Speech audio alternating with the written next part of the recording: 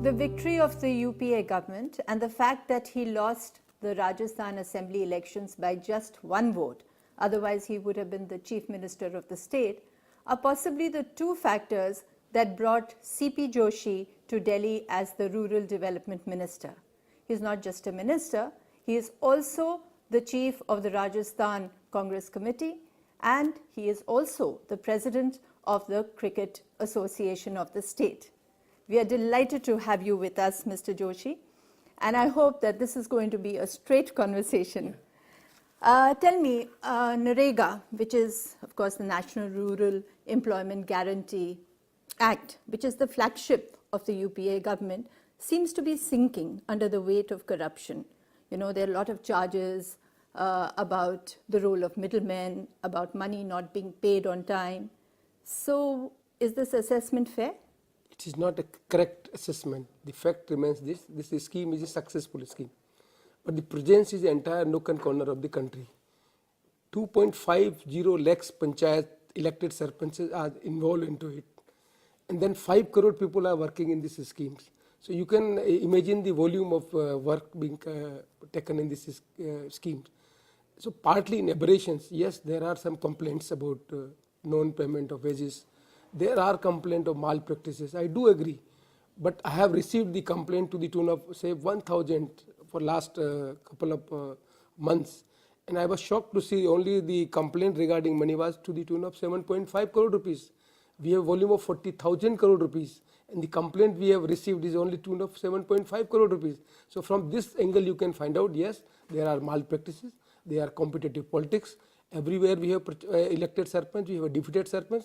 So the out of proportionate things are being projected. Otherwise, this scheme. But it's interesting, you know, the Planning Commission, which is your own body under Montek Singh Ahluwalia, came out with an assessment report, and it talked about the delays in the payment of workers. It talked about the fake muster rolls. It talked about the jobs being given to the wrong people. And what I think was rather serious, that it said that NREGA seems to be moving away from the main activity of agriculture and creating assets to just digging pits and ponds.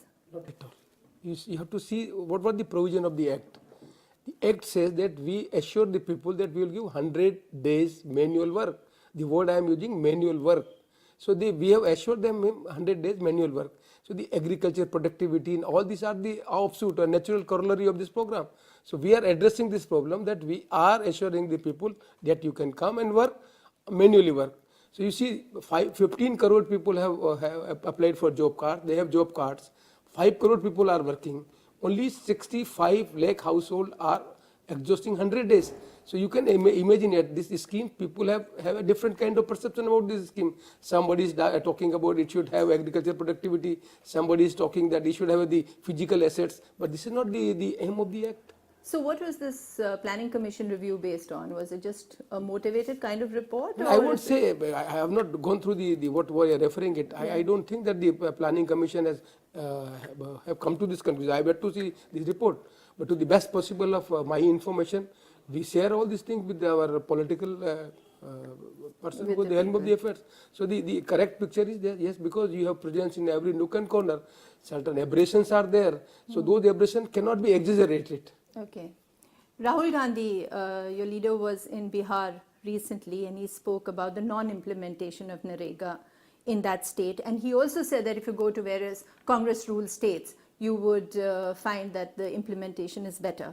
But now if you look at the stats, and these are government statistics, in the top 10 states of household employment given, you find that there are only 3 Congress states. And then also in figures, you find that Bihar has given employment under NREGA to about 30 lakhs, whereas Congress-ruled Maharashtra is just over 5 lakhs. So how does this all work? Basically, the number of BPL people living are in Bihar and UP, in terms of the absolute number and in terms of the percentage also. There we expect that the more demand will be generated.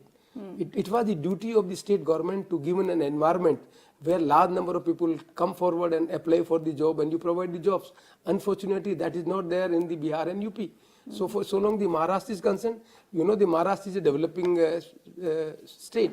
Already they had the employment guarantee schemes, And the provision which we have and the provision of Maharashtra government is having, it's having a lower side of wage provision. So that's why the large number of people are not coming in the Maharashtra states. And Maharashtra is basically industrialist states. So the people have alternate. They can go and work in industry. But you had the largest number of suicides of farmers over there as well. So obviously there's levels of poverty. They are two different things. Suicide in agriculture is because of debt. You have the land and you want to cultivate it. You have taken certain debts and you are unable to pay it because of the natural calamity and all this. So there is no linkage between these two things. But it is sheer poverty. I mean, you wouldn't think that in the Vidarbha region people would want to avail of the Narega facility. No. They are working on their own farm and they are falling the trap of debt. So that is one issue. But if they want to work in Narega, yes, the provision is there. They can come and work there. But do you think that this kind of politicization of charges against one state or the other takes away from the value of the scheme, because it is really directed at the poorest of the poor? Basically, as per the provision of the constitutions, states are subject to implement these schemes. The government of India give advisory. We provide the funds.